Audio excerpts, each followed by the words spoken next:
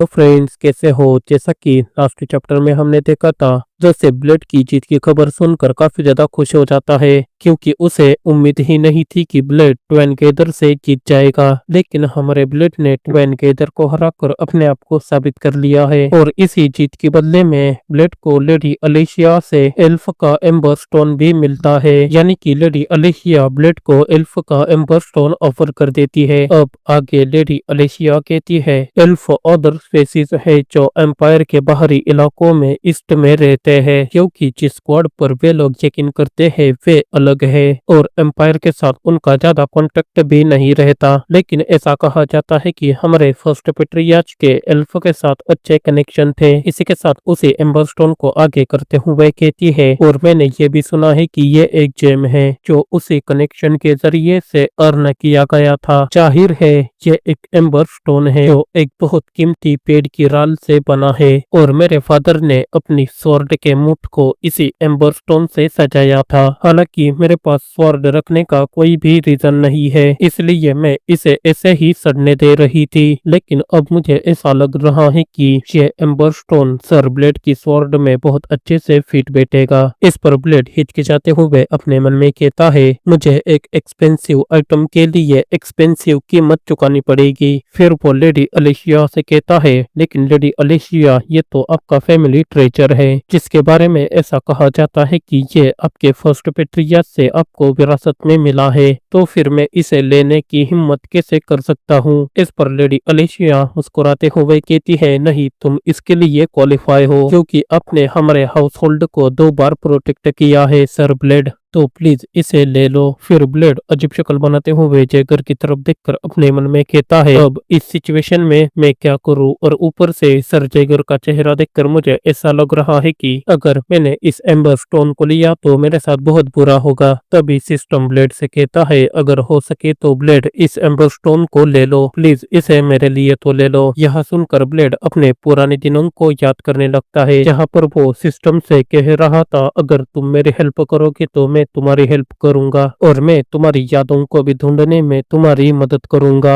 इसी के साथ ब्लेड प्रेजेंट में अपना हाथ आगे बढ़ाते हुए उस स्टोन को ले लेता है और कहता है, एक नाइट को हमेशा प्राइज फुल रिवॉर्ड लेना चाहिए। फिर लेडी अलेशिया से कहता है, आपका थैंक यू लेडी अलेशिया। इस पर लेडी अलेशिया मुस्कुराते हुए ब्लेड से कहती है, तुम इस एम्बर स्टोन के वर्ती हो। इसी के साथ हमें सर जैगर को भी दिखाया जाता है, जो अजीब शक्ल बनाते हुए अपने मन में कहता है, क्या ब्लेड ने सचमुच उस एम्बर स्टोन को ले लिया। तभी सिस्टम ब्लेड से कहता है, थैंक यू मेरे लिए इसे लेने के लिए। इस पर ब्लेड सिस्टम से कहता है, खैर मुझे तो ऐसा लगता है कि ये तुम्हारे मेमोरीज को ढूंढने में कुछ न कुछ तो मदद करेगा। यह सुनकर सिस्टम ब्लेड से कहता है, मेरे वर्ल्ड का यूज करते हुए इस एम्बर स्टोन के अंदर देखो। इस पर ब्लेड भी वैसा ही करता है, वो सिस्टम के वर्ल्ड को एक्टिव करते हुए उस एम्बर स्टोन के अंदर देखने लगता है, जहाँ पर उसे वही पेड़ दिखता है जिस जगह ब्लेड प्रे करने जाता है, और वहाँ पर व्हाइट स्नेक भी है। फिर सीन कट होकर हमें रात का दिखाया जाता है, जहाँ पर सभी नाइट्स सोरार के लिए रवाना हो गए थे, जहाँ पर एक नाइट ब्लेड से कहता है, इस लड़के के कुछ ना कुछ तो एम्बिशन है। फिर दूसरा नाइट कहता है, तो फिर हमें उस एम्बिशन के बारे में बताओ। तभी वो मूंछ वाला नाइट भी कहता है,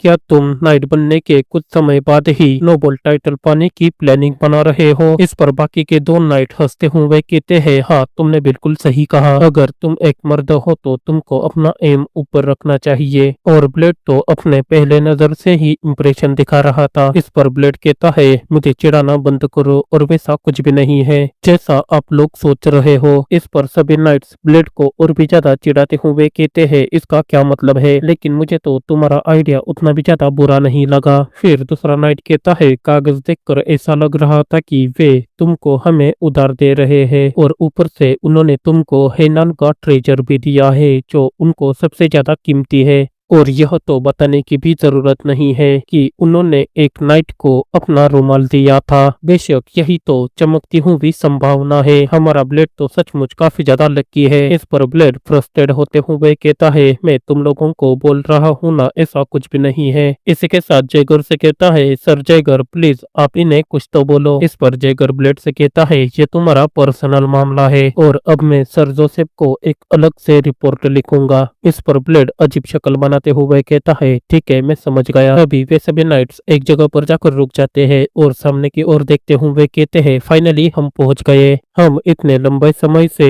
एक छोटे बच्चे के साथ खिलवाड़ करते हुए आखिरकार हमारे होम टाउन सोरार में पहुंच गए। फिर वो ब्लेड को और भी ज्यादा चिढ़ाते हुए कहते हैं, क्या हमें आज रात के लिए यहीं पर ही डेरा डालना चाहिए और कल सुबह अंदर जाना चाहिए। यह सुनकर ब्लेड अपना घोड़ा भगाते हुए कहता है, चलो नॉयर, हमें जाना है। इसी के साथ वे सभी लोग बेजिस हाउस होल्ड के गेट के पास पहुंच जाते हैं। फिर जयगर ब्लेड से कहता है, ब्लेड इस बार तुम ट्राई करो। इस पर ब्लेड हिचकिचाते हुए कहता है, क्या मैं? फिर जयगर कहता है, हाँ तुमको इस गेट को अपने एक ही आवाज में खोलना होगा। इस पर ब्लेड अजीब शक्ल बनाते हुए अपने मन में कहता है, क्या मैं ऐसा कर सकता हूँ? और ऊपर से मुझे ऐसा लग रहा है कि ये मेरे लिए कल की ही बात है, क्योंकि जब मैं छोटा था तब मैं इस गेट के बजाय छोटी छोटी सुरंगों का यूज करता था। तभी पीछे से नाइट ब्लेड को फिर से चिढ़ाते हुए कहते हैं, अगर तुमने ये नहीं किया तो हम आज यहीं पर ही डेरा जमाएंगे। इस पर ब्लेड अपने मन में दांत पीसते हुए कहता है, चाहे कुछ भी हो जाए, आज मैं इस गेट को ओपन ही करवाऊंगा। फिर वो धीरे धीरे कर गेट के करीब जाने लग जाता है। तभी एक नाइट उसे देखकर कहता है, आखिर तुम कौन हो और यहाँ पर तुम्हारा क्या काम है? इस पर ब्लेड अपनी स्वॉर्ड को उठाते हुए कहता है, मैं बेजिड हाउस होल्ड का नाइट हूँ ब्लेड, और मैं अपने मिशन को कंप्लीट करके यहाँ पर वापस आया हूँ। फिर जैसे ही वे सभी नाइट्स ब्लेड का नाम सुनते हैं, वे काफी ज्यादा हैरान होते हुए कहते हैं, ये तो लिंडा ब्लूम ड्रैगन को काटा था।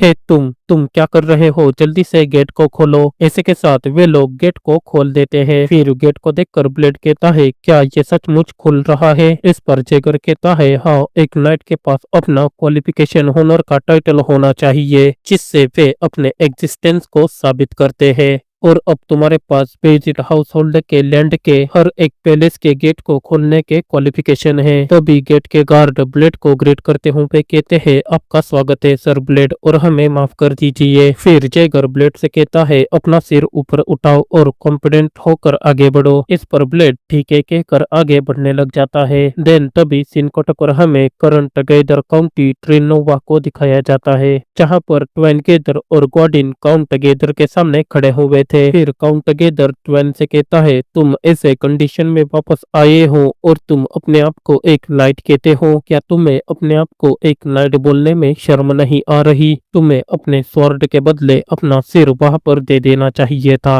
बेवकूफ कही के। इस पर ट्वेन घबराते हुए कहता है, फादर मुझे माफ कर दीजिए। यह सुनकर काउंट टगेदर ट्वेन की तरफ गुस्से से देखने लग जाता है। इसी के साथ हमें ट्वेन को दिखाया जाता है, जिसका एक हाथ टूट गया था। फिर काउंट अपने दांत पीसते हुए कहता है, मैंने सोचा था कि डेमर जल्द ही हमारा होगा, लेकिन तुमने तो मेरा सारा प्लान ही बिगाड़ दिया, और ऊपर से तुम एक ऐसे नाइट के साथ हारे हो जिसने अभी अभी अपने नाइट का टाइटल अनलॉक किया था। और तुमको क्या लगता है, तुमने क्या केवल अपनी स्वॉर्ड खो दी है? नहीं, बल्कि तुमने तो अभी अभी डेमर पर अपना सारा इन्फ्लुएंस बेजिड हाउस होल्ड को सौंप दिया है। इसी के साथ गॉर्डिन से कहता है, और तुम वहां पर क्या कर रहे थे गॉर्डिन? जब मेरे बेटे को वहां पर कुत्ते की तरह शर्मिंदा किया जा रहा था, तब तुम वहां पर क्या कर रहे थे? इस पर गॉर्डिन कहता है, मैं बहुत शर्मिंदा हूँ। फिर काउंट गेदर कहता है, आखिर वहां पर क्या हुआ था? और तुम कह रहे थे कि वहां पर तुम्हारे पहचान का कोई व्यक्ति था। इस पर गॉर्डिन कहता है, अगर साफ साफ कहूँ तो लॉर्ड काउंट, वो व्यक्ति आपसे भी जुड़ा हुआ है, और उस व्यक्ति को भगोड़ा नाइट जॉर्ज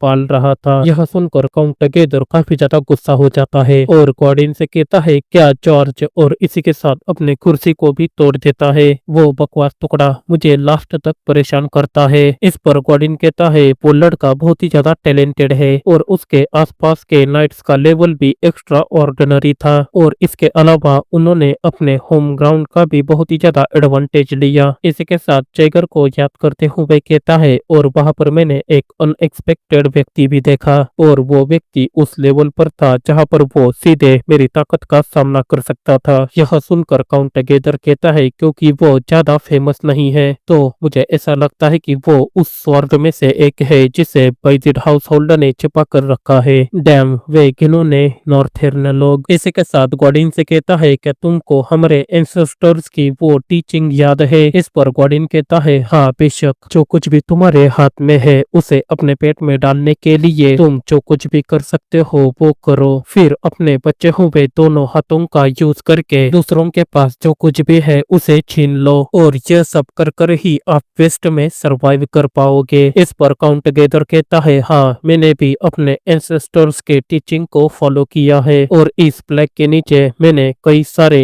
लोगों की लाइफ डिस्ट्रॉय कर दी है और जितना हो सके उतना लूट लिया है। तो मेरे ग्रेट नाइट, हम जो कुछ भी चाहे वे ले सकते हैं, लेकिन जो हमारा है हम उसे किसी और को छीनने नहीं दे सकते। हा हा हा। तो आज से ईगल की आंखें हमेशा नॉर्थ पर रहेगी। इसी के साथ अपना हाथ आगे बढ़ाते हुए कहता है, तो गॉर्डिन किसी भी कीमत पर मेरे बेटे की स्वर्ण वापस ले आ जाओ। तो गाइस, इसी के साथ ये चैप्टर यहीं पर ही खत्म होता है। तो इसका अगला चैप्टर आपको अगले वीक देखने को मिलेगा। तो तब तक के लिए अगर चैनल पर नए हो तो सब्सक्राइब कर देना और बेल आइकन को ऑल पे सेट कर देना।